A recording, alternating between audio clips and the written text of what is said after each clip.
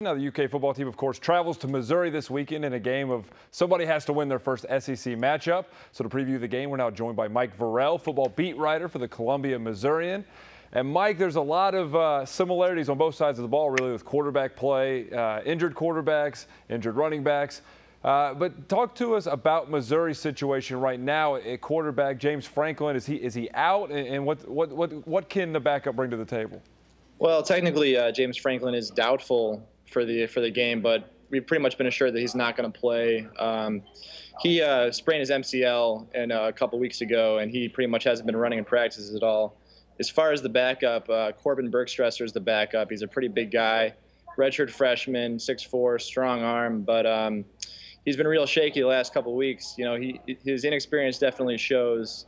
They have a hard time stretching the field against pretty much anybody, but you'd think that against Kentucky's freshmen in the secondary that might change, but we'll just have to see. You know, part of that, you know, they play Alabama last week, so you want to say, well, they played Alabama, but he really struggled against Vanderbilt too. Right. When you look at the offense overall and down a running back, the best running backs down, you've got Lawrence in there as a backup. How much, what expectations do you have for that offensive unit against a Kentucky defense that has struggled? Well, I mean, the expectations have got to be low going in just because, you know, when you're a Missouri team, they have the spread offense, but they've had a hard time just passing and catching, you know, and Bergstresser as the backup there haven't been a lot of long drives, hasn't been a lot of continuity. And the offensive line is extremely inexperienced also, but you would think against Kentucky they might be able to have a little bit more success. I think they're going to try to stretch the field a little bit more, but I mean, they're just trying to get into the 20s at this point because they've had a hard time doing that recently. So, you know, it's going to be a guessing game going into it. It's obviously Missouri's first season in the SEC. Is there any, I don't know if resentment's the right word, but now that you're into the season and struggling a little bit in conference, is there any pushback from the fans to say, you know what, maybe this isn't where we need to be? Because as Kentucky fans can tell you, it's hard week in and week out. Is there any of that feeling you get? I mean, going into the season, it was definitely kind of a crazed atmosphere here. People were so excited about it. They just, you know, the spectacle of the SEC was stamped on the front doors of every business downtown and stuff like that. I think the fan base is still happy to be here, but a lot of people are starting to rethink if Missouri is as ready for the SEC and for that stage as they perhaps thought going in. And I think Missouri definitely isn't the team that they could have been because of injuries, but the fan base is starting to second guess, you know, the talent of this team a little bit. I don't think the decision to move, but perhaps, you know, we're not what we thought we were.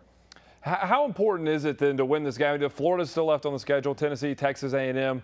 Is this as close to a must-win game as they've had all season against a team from Kentucky that honestly hasn't been very good all year?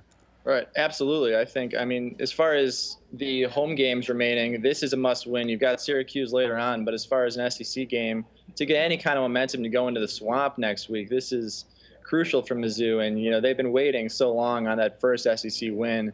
You know, the fans at this point are desperate for it. So if they lose this game, then, you know, all bets are off, you know, as far as are they going to win an SEC game, because there are no pushovers the rest of the way with A&M and Florida and everything like that. So this is definitely the one they've got circled. You got to win this one to even have, you know, bowl hopes at all, I think. Now, the game tomorrow is at noon for a reason we talked about before we started the show. Two teams that are going to struggle offensively. But when you look at the things we talked about, Missouri wanted to air it out a little bit.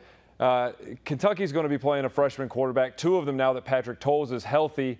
Is there anything when you look at Kentucky that you say other teams have exploited against Missouri this year offensively that maybe the Cats ought to try to attack defensively? Absolutely. I think Missouri's interior defensive line has been pretty strong on the whole. They've got Sheldon Richardson there, who's, you know, probably their best defensive player, could be a first-round pick.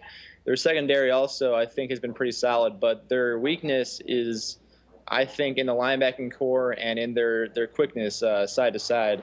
Running backs can have big games against them, not always up the middle, but if you bounce it to the outside, I think Missouri's quickness, their lateral quickness, is not up to the South Carolinas, the Floridas, the Alabamas, a lot of the higher, you know, teams in the SEC. So a lot of teams have been beating Missouri just by hitting short passes to tight ends and running backs and going off for long gainers. So overall, well, this season obviously has been a disappointment for both these teams. On the Kentucky side, there's been a debate for years and years and years about can they be competitive year in, year out. If they have one bad season, it really spirals.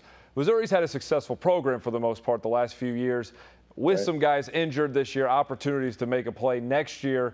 What is is Missouri a team that you think can consistently compete for conference championships? Or are they maybe that second-tier program where every 3-4 years they can have a squad that can do that? What's the overall view of them as a program going forward in the SEC?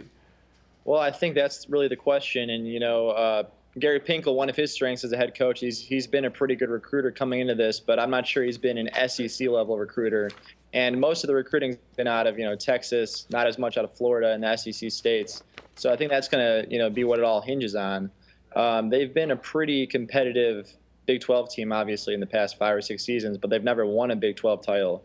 So moving over, you've got even more to prove. I think they just need to string one really good year together to kind of start the recruiting off. But I don't think this is the season to make too many people excited about Missouri. So it'll be interesting going forward to see how they recruit in the SEC states.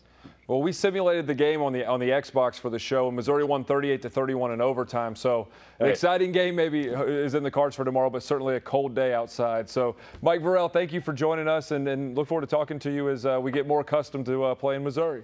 All right, I appreciate it. Thanks a lot.